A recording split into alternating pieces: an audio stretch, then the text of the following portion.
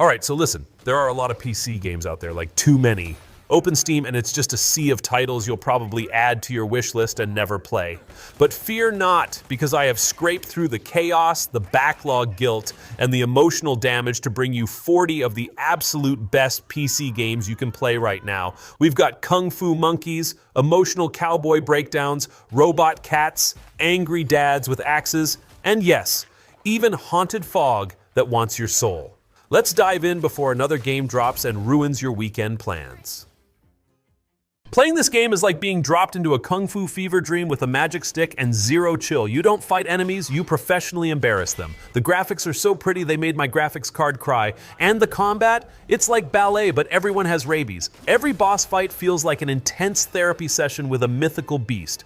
You die, reflect, and then beat them with the power of frustration and sweaty palms. It's not a game, it's a spiritual journey with more monkey flips than a jungle circus.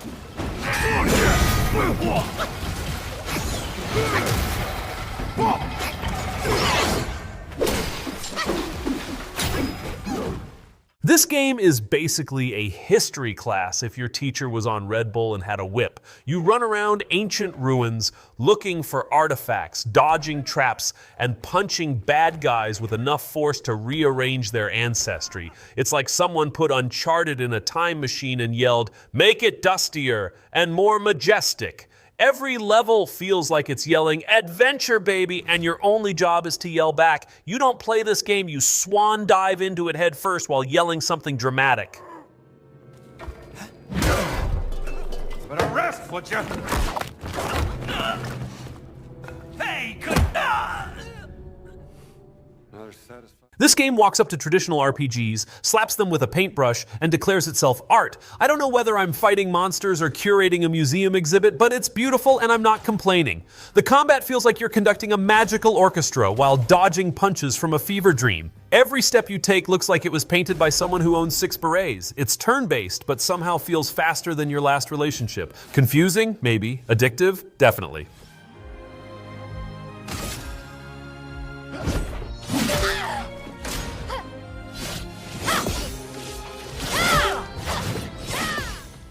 This one's for those days when you think, I'd love to tiptoe around while being emotionally wrecked and attacked by rats. The atmosphere is so tense I started whispering at my monitor. The rats? Oh, they're not just pests, they're demonic piranhas on fast forward. Every level feels like an escape room designed by someone who hates your stress levels. But weirdly, it's cozy, like a weighted blanket made of trauma. You'll cry, you'll sneak, and you'll question your fear of rodents forever. You a hand? Yes.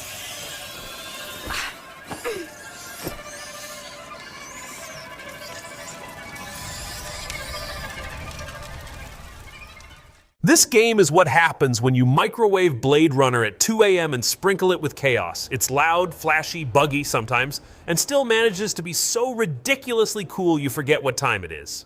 The city is a neon fever dream where every street corner is either a party, a shootout, or someone trying to sell you weird cyber drugs. You go in thinking, I'll just do one mission, and suddenly it's 3 days later and you've joined a gang, bought a cyber dog, and committed 47 crimes, all in style.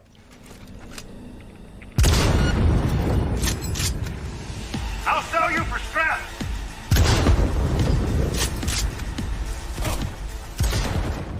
This game is like a motorcycle commercial if it were directed by someone who hates your feelings and loves jump scares. You'll be cruising through the wilderness, vibing with nature 1 minute, then turn a corner and see a tsunami of zombies doing cardio straight at your face. It's the kind of game that makes you question if you really needed to explore that abandoned gas station. But then your bike makes a cool sound and suddenly you're back to being the post-apocalyptic Vin Diesel. You're not saving the world, you're just trying to keep the gas tank full and your pants clean. Bro. I think it's dead. You're gonna break my shotgun. This isn't a game, it's a parkour simulator with an optional zombie apocalypse. You don't walk anywhere. You jump off buildings, climb radio towers, and dropkick undead straight into next week. Every mission feels like a Ninja Warrior episode gone horribly wrong. The best part? Running for your life while yelling nope, nope, nope as nighttime rolls in and things start shrieking in the dark. It's the perfect combo of survival horror, and I probably shouldn't have jumped from that roof. But you did, and it was awesome.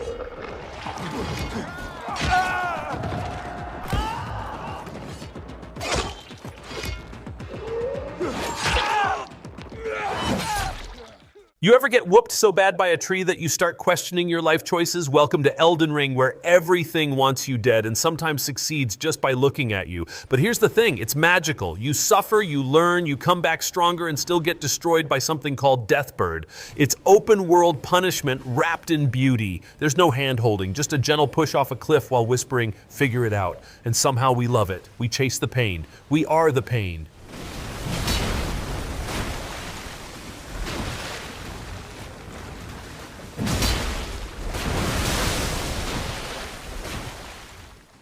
This game is the video game equivalent of a full-course meal cooked by your childhood memories and plated in Ultra HD. Everything glows, everyone is dramatic, and there's always a mini-game you weren't expecting but are suddenly obsessed with. The dialogue is peak anime intensity, the hair physics defy science, and the music slaps so hard it makes your speakers blush. Even the side quests feel like a Broadway production. It's like your imagination had a sugar rush and started throwing glitter at everything, and honestly, we're here for it.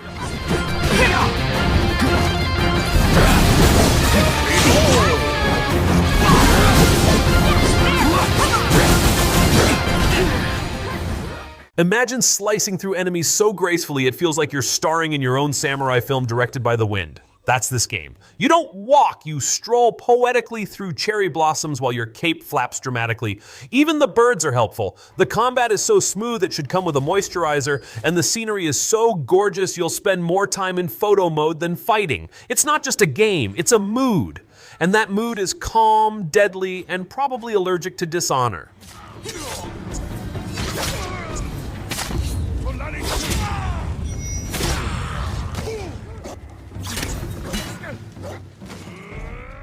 This game is peak angry dad with an axe energy, and I mean that in the best way possible. Everything you do feels like it should come with its own thunderstorm. You're not just fighting, you're teaching lessons. The combat is so satisfying it made me grunt in real life.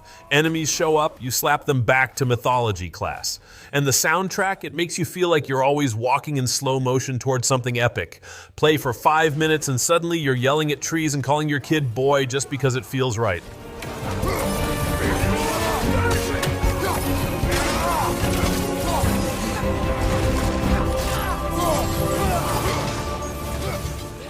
Playing this game with headphones on is like volunteering to be haunted by a very talented sound design team. It's artsy, creepy, and makes you question whether those whispers are in the game or, real. Every step feels like a poetic panic attack, and yet you can't stop. The visuals are like a fever dream curated by an art student with emotional damage, and the puzzles make you tilt your head like you're trying to solve life itself. It's not just a game, it's therapy with swords and hallucinations.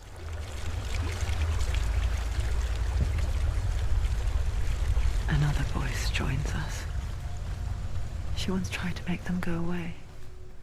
Imagine waking up one day and realizing nature took over, dinosaurs came back, and someone made them out of Wi-Fi routers. That's this game. You're out here bow hunting killer robots like it's a casual Tuesday. The scenery is so pretty, you'll spend hours just staring at trees while a cyber raptor tries to chomp your face off. Every upgrade feels like you're crafting your own apocalypse survival Pinterest board. It's peaceful until it's not, and then it's pure chaos with exploding arrows and beautiful sunsets.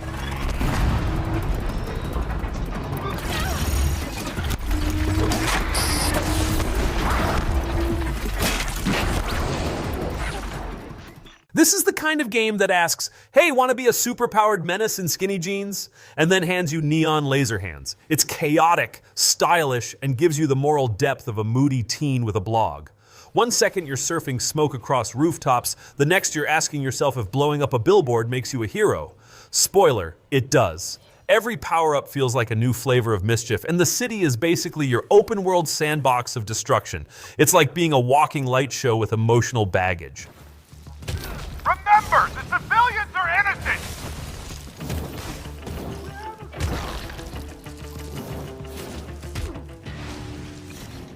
This game is so adorable it might cause cavities, but don't let the Pixar look fool you. This thing hits like a truck of feelings. One moment you're collecting cute little fur balls that make squeaky noises. The next you're in a boss fight wondering how you got emotionally attached to a glowing stick. It's got charm, challenge, and a soundtrack that sounds like your childhood coming to hug you. Every level feels handcrafted by someone who drinks herbal tea and cries during Disney movies. And I mean that as the highest compliment.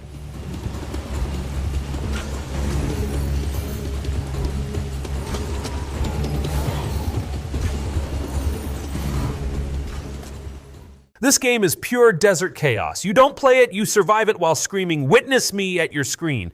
Your car is basically your personality now, and upgrading it is more satisfying than finishing school. Every mission feels like a post-apocalyptic version of Mario Kart with explosives and moral decay. You're constantly scavenging like a stylish raccoon with a grudge, and somehow that feels amazing. Dusty Wastelands never looked so good, and every explosion feels like a love letter to your inner road warrior. He took a beating from us already!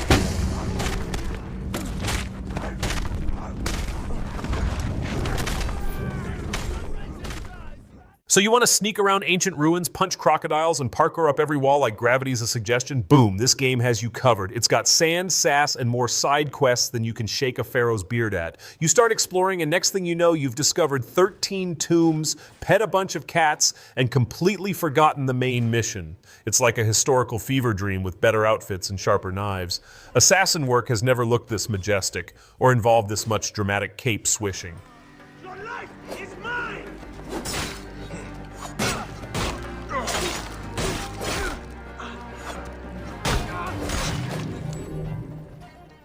This game feels like reading a haunted novel in the dark while something whispers behind you and asks if you believe in deadlines. It's not just horror, it's meta-horror, which is just fancy speak for you're about to be confused and terrified in 4K. Lights matter, shadows lie, and reality is just a vague suggestion. You're not just playing a game, you're arguing with it, solving puzzles and trying not to scream every 5 minutes. It's stylish, smart, and spooky enough to make your coffee nervous.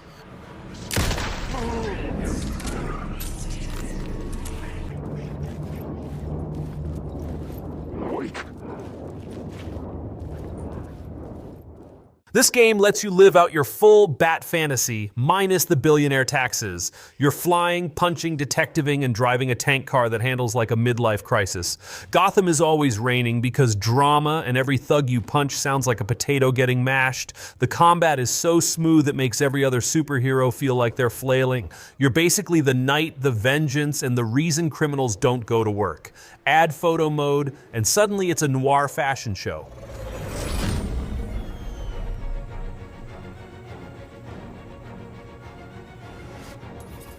Oracle, I need to track that military vehicle. This game makes absolutely no sense, and we love it. One minute you're tranquilizing goats, the next you're ballooning tanks into the sky like it's totally normal. It's part war simulator, part fever dream, and 100% Kojima nonsense. You'll crouch in bushes more than a paranoid squirrel, and somehow it's still fun every time. The soundtrack slaps, the AI is slightly too smart, and the options for chaos are endless. If you've ever wanted to be a sneaky military wizard with a cardboard box as your superpower, welcome home.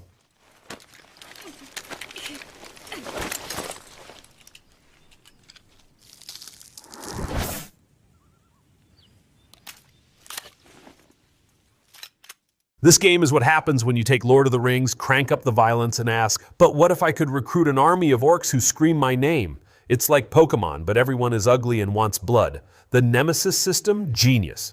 One orc calls you a maggot, and the next thing you know, you're in a revenge drama that spans 20 hours. You stab, dominate, and climb towers like it's your day job. Honestly, it's the most fun you can have while being emotionally bullied by an orc named Grog the Moist.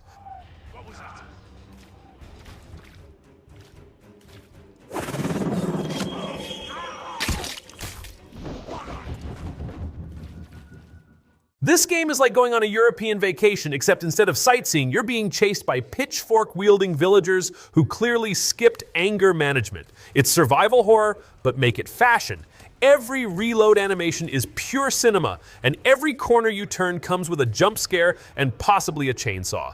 You'll manage your inventory like you're playing evil Tetris, question your flashlight's battery life, and scream "nope" at least once every 10 minutes. It's intense, over the top, and somehow still makes you feel like the most dramatic action hero ever to dodge a bear trap. Absolute nightmare fuel, and we love it.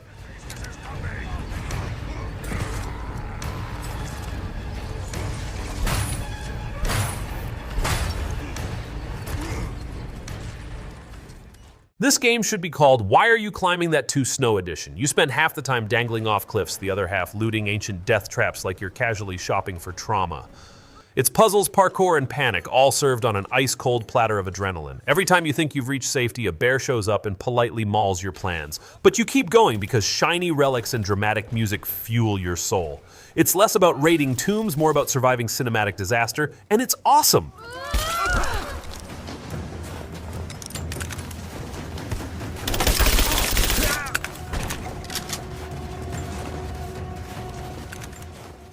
This game doesn't care about your feelings, it grabs you by the ego and says you will suffer, but artistically. It's like Dark Souls went to ninja school and came back shredded. Every enemy feels like they trained for this moment since birth. You parry, slash, and die. So many times you start naming your death screens. But when you win, oh man, the dopamine hits harder than your morning coffee. You're not playing a game, you're earning a black belt in digital pain and somehow loving every second of it.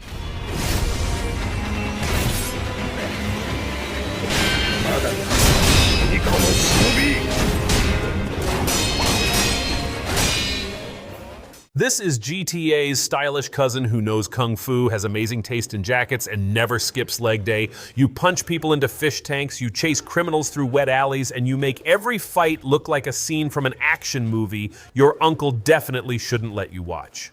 The driving is smooth, the food is delicious, yes, virtual pork buns count, and the story hits way harder than expected. It's criminally underrated, ridiculously fun, and makes you feel like a martial arts John Wick with street smarts.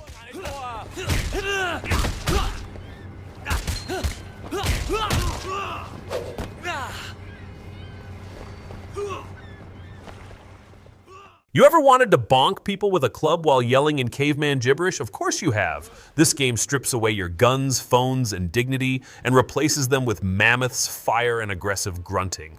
It's basically prehistoric chaos with bonus saber-tooth hugs. You tame animals, throw spears, and scream into the wilderness like you're late for a Stone Age dentist appointment. It's weird, it's wild, and somehow it works. Honestly, it's the only game where crafting pants out of bear skin feels like an emotional victory.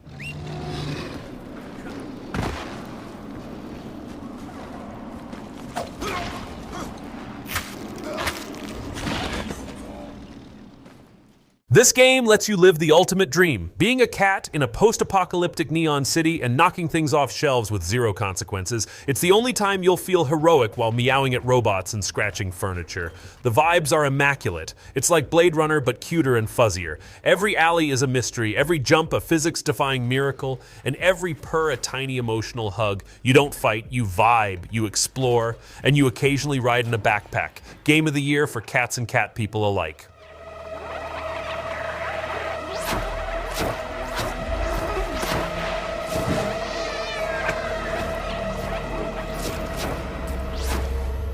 This isn't just a game, it's a slow descent into emotional devastation wrapped in fungal horror.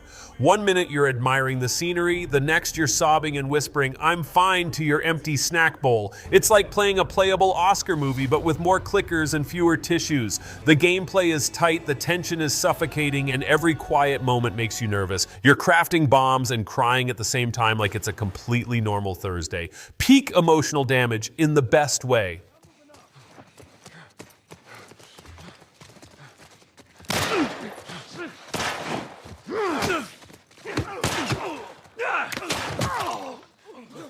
This game gives you 200 hours of quests, monsters, romance, and existential dread, all while your beard grows in real time. You'll go out to kill a griffin and end up investigating a haunted frying pan.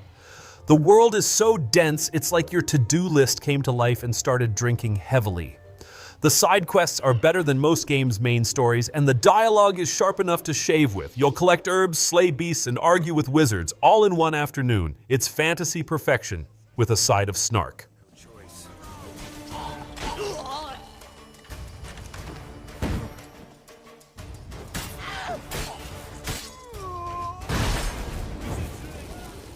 This game is a cinematic masterpiece that makes you feel like you're in a blockbuster movie, except you control the chaos and occasionally fall off cliffs on purpose. You're constantly climbing things that are very clearly unsafe while yelling witty one-liners into the abyss. Explosions happen regularly, usually while you're standing too close. The set pieces are so over the top, even action movies are jealous. It's not just treasure hunting, it's stylish, dramatic, and makes you feel like you belong on a poster with explosions behind you.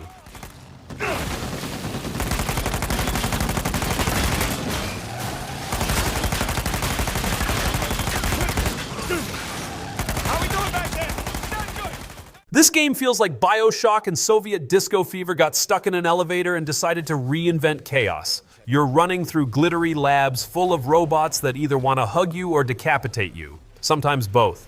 The art direction screams retrofuturism with a hangover, and the combat? Oh, it's nuts. You're electrocuting enemies, freezing them and slapping them with talking guns. It's stylish, loud, weird as heck, and proudly makes no sense. And somehow, it's exactly the kind of beautiful nonsense we need.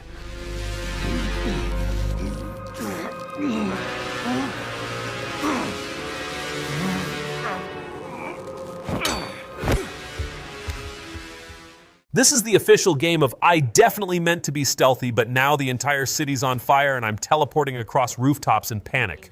You're a supernatural assassin with more powers than a magician on Red Bull, and every mission is a creativity test. Do you sneak in through a chimney or possess a rat and crawl through a vent like a tiny criminal genius? Either way, the chaos is yours to craft. It's steampunk murder with a side of artistic regret, and every mistake you make somehow looks cool. You hear that? What's going on here?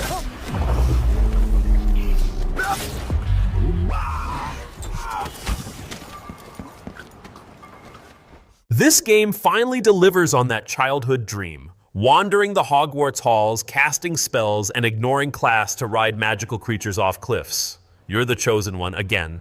But now you get to wear cool robes and bully furniture with spells. The castle is so detailed you'll spend an hour just opening doors and gasping at staircases. You can be good, evil, or just really into potion crafting. It's like living inside a wizard simulator where the only limit is how dramatic you can make Lumos sound. Levioso! Look alive! Expelliarmus, it's you who interfered with us. Bingo! What have you done?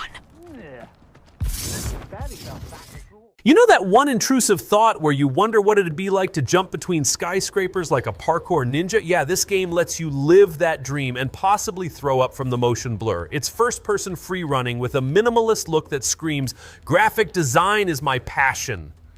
You don't use guns, you are the weapon. Every wall, pipe, and rooftop is a puzzle, and falling is just part of the learning curve. It's the only game where running away is actually the strategy and the flex.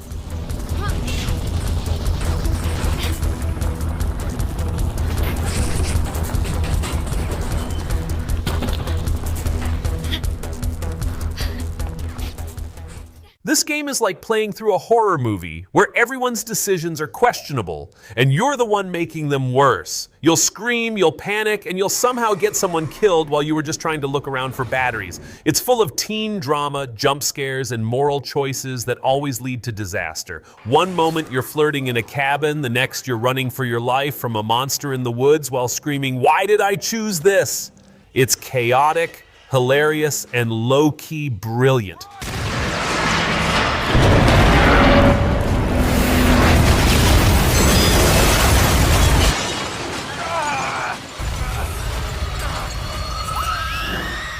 This game turns your brain into mashed potatoes and then politely asks you to keep solving puzzles. It's part sci-fi escape room, part comedy special. You've got portals, lasers, toxic goo, and a robot who roasts you better than your friends ever could. The puzzles go from, interesting to, I need a whiteboard and a prayer, but the writing keeps you smiling through the existential dread. You'll laugh, cry, and probably get flung into a wall by your own poor choices. It's physics-based chaos, and we adore it. Oh, no.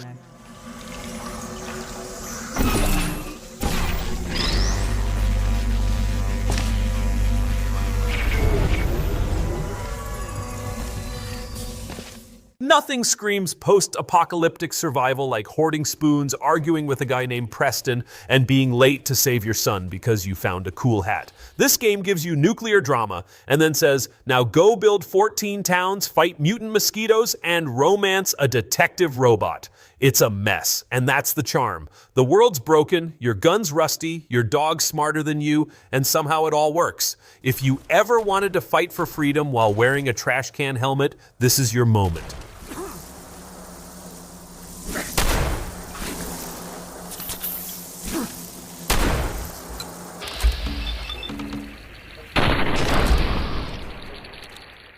This is the only game where dying makes you older and somehow cooler. You start as a rookie, get beaten up by every goon in a 5-block radius, and then age into a wise kung fu menace who throws hands like poetry. The combat is tight, unforgiving, and absolutely beautiful. Every fight feels like a dance choreographed by anger and regrets. You don't just win. You earn it through blood, sweat, and a few gray hairs. And when you finally knock out that boss that's haunted your dreams, instant legendary status.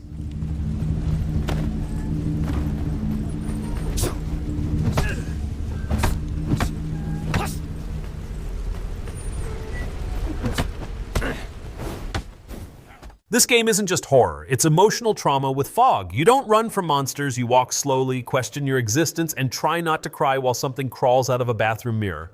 Everything's unsettling. The sound design makes your spine feel like it's made of jelly. It's the kind of game where the scariest thing isn't what's chasing you. It's your own brain asking, should I be playing this at night? You will be disturbed, confused, and obsessed. Silent Hill is back, and it's out for your peace of mind.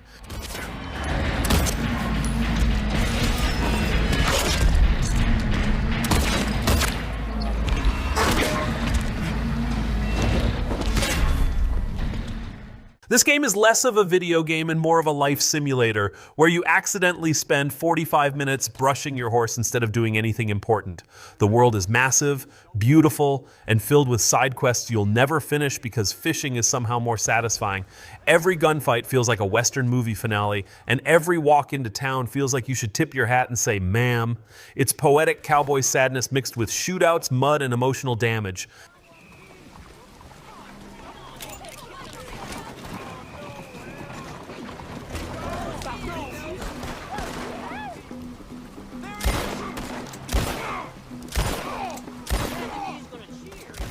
And there you have it, 40 ridiculously awesome PC games you should definitely be playing instead of pretending to be productive. So go ahead, reinstall these classics, start that new obsession, and remember, backlog guilt isn't real if you just keep playing new stuff. Smash that like button like it owes you XP, subscribe for more gaming chaos, and I'll catch you in the next one.